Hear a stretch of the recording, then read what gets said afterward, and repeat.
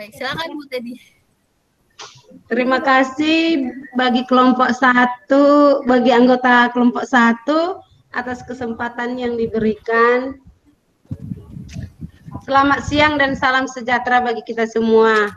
Untuk memulai hasil presentasi kita, saya persilakan Bu Pika untuk membacakan doa.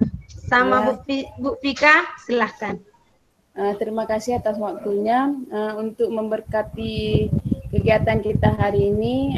Berdoa dimulai dengan kepercayaan masing-masing.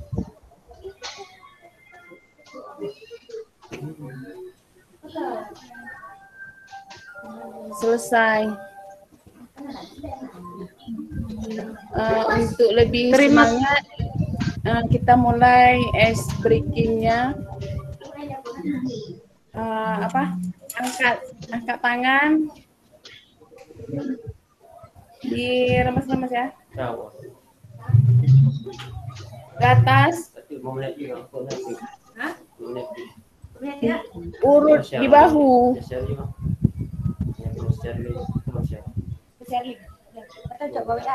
Udah selesai Bu Teddy. Oke. Terima kasih saya ucapkan buat Pika, dan acara selanjutnya saya persilakan Ibu Pega. Ya, baik, terima kasih Ibu. Assalamualaikum dan selamat pagi, salam sejahtera buat kita semua. Kita sama-sama sharing, akan mempresentasikan mengenai sebentar. Profil pelajar Pancasila. Apa sudah terlihat di layar, Ibu, profil pelajar Pancasila? Sudah, Bu. Ya, terima kasih. Sebelum kita mulai, profil pelajar Pancasila, namanya profil pelajar. Apa yang ada di dalam pelajar? Pancasila itu sesuai sama di Indonesia itu ada Pancasila. Nah, profil Pancasilanya itu ada beberapa. Nanti salah satunya adalah yang pertama, beriman bertakwa kepada Tuhan Yang Maha Esa dan berakhlak mulia. Kedua, mandiri. Ketiga, bernalar kritis. Keempat, kreatif. Kelima, gotong royong. Keenam, beraneka ragam. Pelajar Pancasila adalah perwujudan pelajar Indonesia sebagai pelajar sepanjang hayat yang memiliki kompetensi global dan perilaku sesuai dengan nilai-nilai Pancasila. Nah, yang pertama ini saya akan menjelaskan tentang profil pelajar Pancasila. Yang pertama itu beriman, bertakwa kepada Tuhan Yang Maha Esa. Yang pertama di sini ada pelajar Indonesia yang berakhlak mulia adalah pelajar yang berakhlak dalam hubungannya dengan Tuhan Yang Maha Esa. Ia memahami ajaran agama dan kepercayaan serta menerapkan pemahaman tersebut dalam kehidupannya sehari-hari. Seperti di sini ada elemennya, ada akhlak beragama, akhlak pribadi, akhlak kepada manusia, akhlak kepada alam, dan akhlak kepada negara. Di sini kita bisa mencontohkan, misalkan di rumah, untuk peserta didik kita juga, misalkan di rumah itu kita sebagai muslim dan non-muslim itu beribadah. Kita setiap hari, yang muslim itu beribadah setiap hari. Kalau yang non-muslim itu di Sabtu Minggu, di gereja, dan lain agamanya juga. Terus itu kita juga biasanya kita selalu berdoa sebelum dan sesudah makan, seperti kita akan melakukan aktivitas belajar gitu. Dan sebelum kita memulai aktivitas kita selalu berdoa. Di sekolah anak-anak kita juga selalu berdoa sebelum dan sesudah memulai pelajaran. Memberikan salam seperti selamat pagi, selamat siang, assalamualaikum, itu merupakan pemberian salam kepada Bapak Ibu guru yang termasuk dalam prinsipnya Pancasila. Nah, yang ketiga itu di lingkungan. Dari lingkungan sehari-hari, yang pertama itu kita bisa saling menghormati antara umat beragama. Yang kedua itu hidup rukun berdampingan dengan umat beragama. Seperti yang virtual sekarang ini, kita ada 2 agama ya Ibu ya. Di sini non muslim sama non muslimnya ya Ibu. Nah, kita jadi saling berkaitan, saling menghormati antara umat beragama. Selanjutnya, berkebinekaan global. Nah, di Indonesia itu mempunyai beraneka ragam budaya. Pelajar Indonesia mempertahankan budaya luhur, lokalisasi, dan identitasnya, dan tetap berpikir terbuka dalam berinteraksi dengan budaya lain, sehingga menumbuhkan rasa yang menghargai dan kemungkinannya terbentuk budaya baru yang positif dan tidak bertentangan dengan budaya luhur bangsa. Elemen-elemen yang terdapat di dalam kebinekaan global, yang pertama mengenal dan menghargai budaya, kedua kemampuannya komunitas interkultural dan berinteraksi dengan sesama, yang ketiga refleksi dan tanggung jawab terhadap pengalaman kebinekaan. Di sini di budaya Indonesia ini sangat beragam, sangat banyak dari Sabang sampai Merauke, seperti kayak daerah Sumatera, Jawa, Kalimantan, Sulawesi, itu banyak kayak rumah adat kita berbeda-beda. Di Jawa pun, di daerah di Kepulauan Jawa pun ada Jawa Barat, Jawa Timur, Jawa Tengah, itu rumah adat, tarian, bahasa, pakaian adat, makanan khas, dan lagu-lagu daerah itu berbeda-beda. Gitu. Jadi kita hanya budaya Indonesia itu ya beragam, banyak perbedaan, tetapi kita satu, seperti itu, Bu. Baik, yang ketiga, di sini gotong royong. Pelajar Indonesia memiliki kemampuan gotong royong, yaitu kemampuan untuk melakukan kegiatan secara bersama-sama dengan sukarela agar kegiatan yang dikerjakan dapat berjalan lancar dan mudah dan ringan. Jadi, kalau contoh di sekolah kita selalu, kalau sebelum pandemik itu anak-anak melakukan tugas piket. Tugas piket itu berbareng-bareng, sama-sama.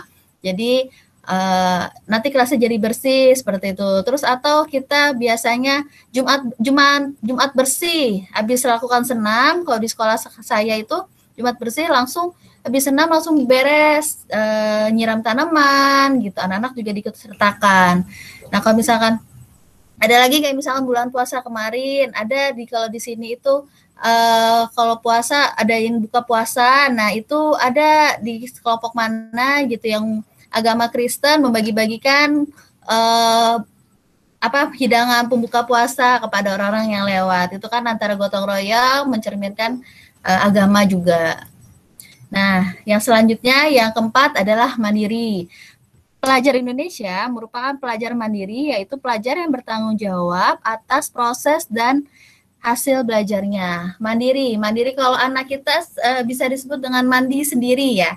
Jadi mandi sendiri belajar kita melakukan, memang tidak semua pelajar-pelajar kita tuh anak-anak kita bisa melakukan aktivitas sendiri. Ya, misalkan mandi kita sudah dimulai dari SD, mungkin dari rumah kita anak-anak harus bisa mandi sendiri atau paling tidak makan sendiri atau minum dengan gelasnya itu dia bisa minum sendiri, makan sendiri, pakai baju sendiri walaupun tidak bisa dikancingin, tapi anak-anak sudah bisa menjadi mandiri. Seperti itu. Terus yang kelima, bernalar kritis. Pelajar yang bernalar kritis mampu secara objektif memproses menginformasi baik kualitatif maupun kuantitatif, membangun keterkaitan antara berbagai informasi, menganalisis informasi dan mengevaluasi dan menyimpulkannya. Di sini ada elemen kunci yang bernalar kritis, yaitu yang pertama memperoleh dan memproses informasi dan gagasan, yang kedua menganalisis dan mengevaluasi penalaran, yang keempat merefleksikan pemikiran dan proses pemikiran, yang kelima dapat mengambil keputusan. Contoh kalau buat kita sebagai guru adalah kita tidak monoton untuk mengajar anak. Penalaran kritisnya apalagi yang mesti kita ajarin. Misalkan pelajaran seni budaya, selain menggambar apalagi sih yang perlu kita sampaikan ke anak-anak gitu. Nah, bernalar kritis kepada anak-anak itu, anak-anak contohnya kayak misalkan praktek. Habis gambar, anak-anak bisa gambar sendiri, misalkan kita anak-anak suruh kita misalkan gambar bulat, misalkan pelajaran di matematika gambar bulat. Nah, anak-anak setelah gambar bulat, nanti dia kan bakal mencoret. Nah, itu kan sebenarnya secara motoriknya dia sudah bernalar kritis gitu. Jadi tidak hanya menggambar bulat saja. gitu. Terus dia menggambar segitiga dan sebagainya. Nah, yang keenam itu adalah kreatif, pelajar Pancasila yang kreatif. Pelajar yang kreatif mampu memodifikasi dan menghasilkan sesuatu yang orisinal, bermakna, bermanfaat, dan berdampak. Jadi elemen kunci kreatif ini menghasilkan gagasan yang baru, yang orisinal. 2, menghasilkan karya dan tindakan orisinal. Nah, di sini ada, kalau saya di Tunagrahita, anak-anak membuat kreasi yang mudah. Misalkan ini kreasi dari kertas origami. Dari kertas origami dia bisa ngelipat kecil hingga menjadi kipas. Nah, terus bisa lagi dibentuk ikan seperti yang warna kuning. Atau anak-anak bisa kita sebagai guru atau orang tua di rumah, kita yang membulat-bulatkan kertas origami, nanti biar anak yang menempel. Seperti itu, kreasi dengan kreatif dengan kreasi tangan. Nah, di sini juga ada cup kue itu bisa hanya dilipat saja, itu bisa dijadikan payung. Nah, ada lagi di sini tuh kalau di sini ada yang namanya play-doh atau lilin mainan. Lilin mainan ini kalau anak-anak lebih mudah, bisa cuman kita punya cetakan kue, cetakan kue bentuk apa aja, nanti anak-anak kita yang menggiling, anak-anak yang mengkreasikan dan jadi hasilnya seperti ini. Di sini ada gambar daun, ada gambar kupu-kupu, dan ada bintang juga. Baik, terima kasih. Ini presentasi dari saya, ibu-ibu semua. Ada yang ingin ditanyakan?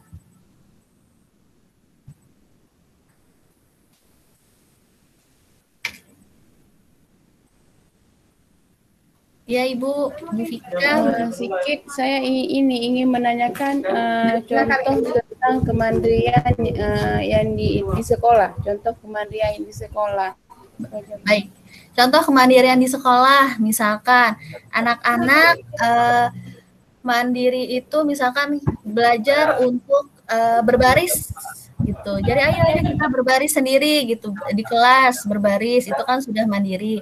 Atau buang air kecil, itu beberapa anak memang sudah ada yang bisa dan belum, paling tidak mandiri. Kita mengantarkan anak ke kamar mandi, dia ke kamar mandi sendiri. Di sekolah, kalau kami itu di sekolah dia bisa makan, setiap hari anak SD itu bawa bekal, Bu. Jadi makannya itu dia makan sendiri.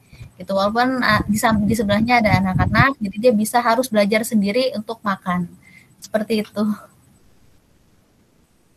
Ibu yang lain ada yang ingin ditanyakan? Bu. Ya, Bu Teddy, silahkan. Tadi kan udah dipaparkan tentang kreatif dengan kreasi tangan bagi anak tunagrahita yang tadi. Ya. Terus apakah bisa dipaparkan juga kepada anak tunadaksa? Tunadaksa, baik. Mungkin kalau misalkan kreasi sama anak tunadaksa tidak bisa sendiri ya Ibu, tidak bisa dilepaskan. Namun bisa dalam bantuan kayak di rumah itu orang tua atau guru. Kayak misalkan mungkin hal simpelnya menempel itu anak-anak kurang lebihnya bisa walaupun tidak rapih gitu. Mungkin bisa dalam cara menempel, kita membuat kertas origami dibulatkan gitu atau dibuat segitiga, itu anak bisa menempel. Seperti itu mungkin, Bu. Atau Ibu.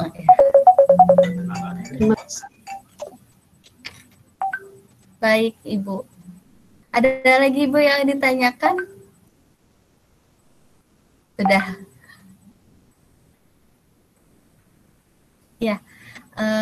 Mungkin ini saja yang bisa saya sampaikan dari profil pendidikan Pancasila. Terima kasih atas partisipasi Ibu. Saya ucapkan selamat siang. Wassalamualaikum warahmatullahi wabarakatuh. Silakan Ibu Teddy diambil.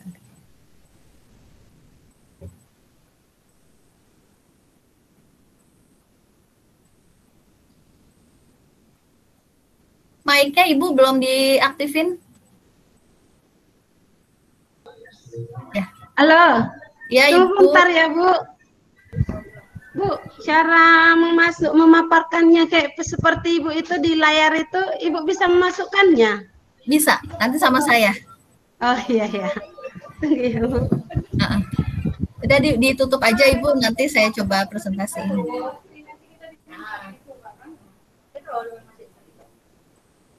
Demikianlah.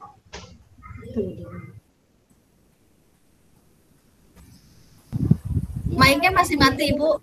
Oke. Demikianlah hasil diskusi dari kelompok 1 yang mana hasil persentase dari Ibu Pega. Sekian dan terima kasih. Terima kasih Ibu Pega.